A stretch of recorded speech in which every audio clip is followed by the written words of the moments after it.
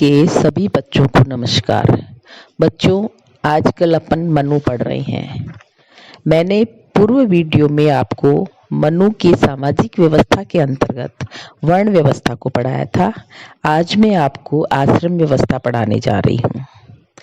मनु की सामाजिक व्यवस्था के अंतर्गत आश्रम व्यवस्था जो है, उसमें मनुस्मृति में मनु ने लिखा है कि व्यक्ति अपने जीवन में धर्म, अर्थ, काम और मोक्ष की प्राप्ति करे तथा समाज के लिए भी सार्थकता के साथ जीवन व्यतीत करे।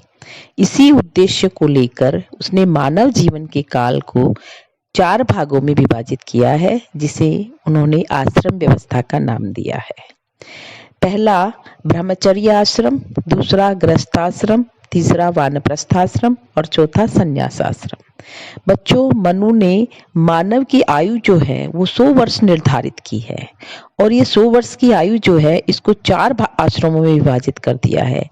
यानी कि 25 वर्ष ब्रह्मचर्य के लिए, 25 गृहस्थाश्रम और 25 वानप्रस्थाश्रम और 25 संन्यास आश्रम के लिए निर्धारित की है। मनु के अनुसार इन 4 आश्रमों की जो विधि विधान है ये इस प्रकार है। जैसे पहला आश्रम जो है वो ब्रह्मचर्य आश्रम है। ब्रह्मचर्य आश्रम जो है वो बच्चों उपनयन संस्कार के बाद, यानी पहले 6 वर्ष के बच्चों का उपनयन संस्कार होता था। उसके बालक जो है वो 6 वर्ष के बाद विद्यालय में प्रवेश करते थे। तो 6 वर्ष के उपनयन संस्कार के बाद, यानी जनेऊ धारण करने के बाद बालक ब्रह्मचर्य आश्रम में प्रवेश करेगा। ब्रह्मचर्य आश्रम जो है उसमें व्यक्ति का जो मुख्य कर्तव्य है वो शिक्षा की प्राप्ति और वेदों का अध्ययन है। यानी कि इसमें शिक्षा को प्राप्त करेगा और वेदों का अध्ययन करने का विधान है। लेकिन ये केवल पुरुषों के लिए है बच्चों, महिलाओं के लिए, स्त्रियों के लिए नहीं है। इसमें ये कहा गया है कि मनु जो है वो ब्रह्मचारी के लिए लौकिक और वैदिक 2 प्रकार के अध्ययन की आवश्यकता को स्वीकार करते हैं। लौकिक का मतलब है अर्थ आदि विषय और वैदिक का मतलब है वेदों का अध्ययन और ब्रह्म विषयक। इनमें वेदों के अध्ययन को सर्वाधिक महत्वपूर्ण स्थान इन्होंने दिया है। मनु का संयम का प्रशिक्षण और चरित्र निर्माण ब्रह्मचर्य आश्रम का एक महत्वपूर्ण कार्य है। मनु ने कहा है कि ब्रह्मचारी के लिए विषयों की अभिलाषा पैदा करने वाले कर्मों, जैसे शरीर के अंगों में तेल मालिश, जूता व छाता धारण करना, काम आदि, नाचना गाना, क्रोध, लोभ, जीवों के प्रति हिंसा का निषेध किया है इन्होंने। मनु ने ब्रह्मचर्य व्रत का पालन करने के लिए मनुस्मृति के 3 अध्याय के श्लोक 172 और 73 में ये लिखा है कि इंद्रिय दमन करते हुए तपों वृद्धि के लिए नित्य देवताओं और ऋषियों का पूजन, पितरों का अर्पण तथा प्रातः एवं सायंकाल हवन करना आवश्यक माना गया है। ब्रह्मचारी से यह अपेक्षा की गई है कि वह आलस्यहीनता यानी आलस्य से दूर रहे, असत्य से दूर रहे, परनिंदा और निरर्थक प्रलाप में वो संलग्न नहीं रहे। ब्रह्मचारी के लिए गुरु का स्थान भी सर्वोच्च माना गया है। गुरु के प्रति पूर्ण सम्मान होना चाहिए, पूर्ण समर्पण होना चाहिए। गुरु की प्रत्येक आज्ञा का पालन और गुरु की सेवा हेतु सदैव ब्रह्मचारी को तत्पर रहना ही उसका धर्म कहलाता है। दूसरा जो आश्रम है वो यानी 25 वर्ष से ब्रह्मचर्य आश्रम में पूरी करने के बाद विद्यार्थी जो है वो पूरी तरह से परिपक्व हो जाता है और वो एक युवक के रूप में गृहस्थाश्रम में प्रवेश करता है। गृहस्थाश्रम में प्रवेश वो उच्च कुल की श्रेष्ठ गुणों से युक्त कन्या से शास्त्रों के अनुसार विवाह करने के बाद में गृहस्थाश्रम में प्रवेश करता है।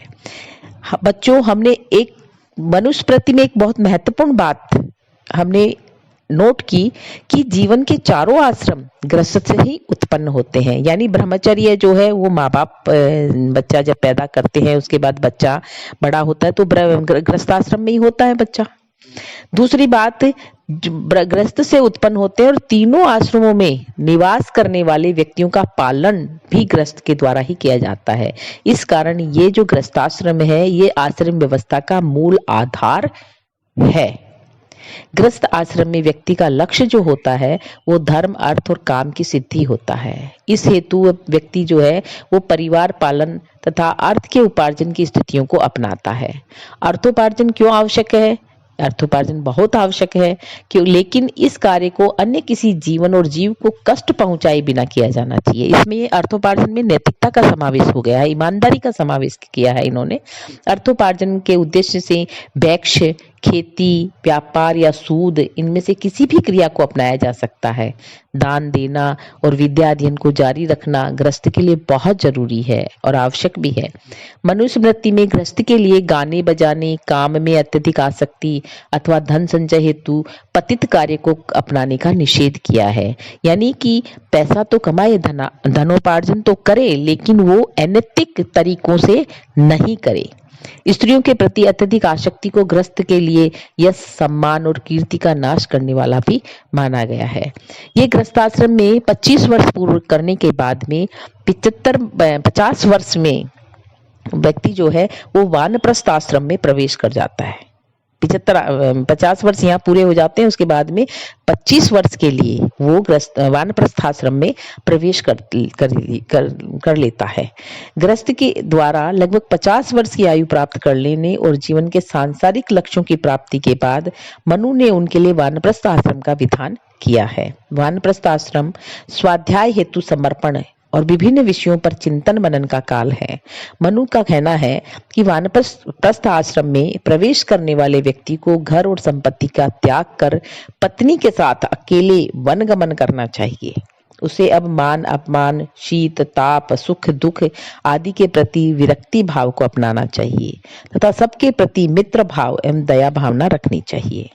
मनुस्मृति में वानप्रस्थी के लिए इंद्रिय नियंत्रण, अतिथि सत्कार और दानशीलता को आवश्यक माना है। इसके बाद 75 वर्ष पूरे करने के बाद 25 साल के लिए वो संन्यास आश्रम में प्रवेश करता है।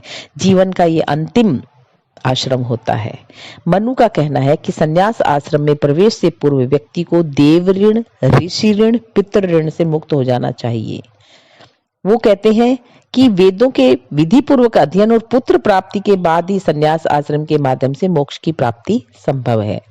इंद्रिय नियंत्रण, वेदों के अनुकूल आचरण और कठोर तपस्या ही सन्यासी का मार्ग है तथा इसे अपनाकर ही मोक्ष की प्राप्ति संभव है। पारिवारिक जन, घर, सांसारिक सुखों और स्वयं के शरीर के प्रति भी मोह को उसे त्याग करना है। राग, द्वेष, जीव हत्या से दूर रहते हुए उसे इंद्रियों पर नियंत्रण भी रखना जरूरी है। किसी भी प्राणी के प्रति लेश मात्र भी वैर भाव, किसी का अपमान करना या कटु वचनों का प्रयोग उसके द्वारा निषिद्ध किया गया है। इस प्रकार मनु ने बच्चों 100 वर्ष की आयु जो निर्धारित की है। मनु का कहना है कि यदि मनुष्य आश्रम व्यवस्था के अनुसार जीवन व्यतीत करे और प्रत्येक आश्रम के लिए निर्धारित कर्तव्यों का पालन करे तो वह निश्चित रूप से 100 वर्ष की आयु प्राप्त करेगा। प्राचीन काल में लोग इसीलिए दीर्घायु होते थे। बच्चों, ये मनु की सामाजिक व्यवस्था का जो आश्रम व्यवस्था है उसके बारे में मैंने आपको बताया है। अब आगे का जो है वो मैं कौटिल्य के बारे में मैं आपको एक वीडियो बना रही हूँ, उसको मैं आपको दूंगी। धन्यवाद।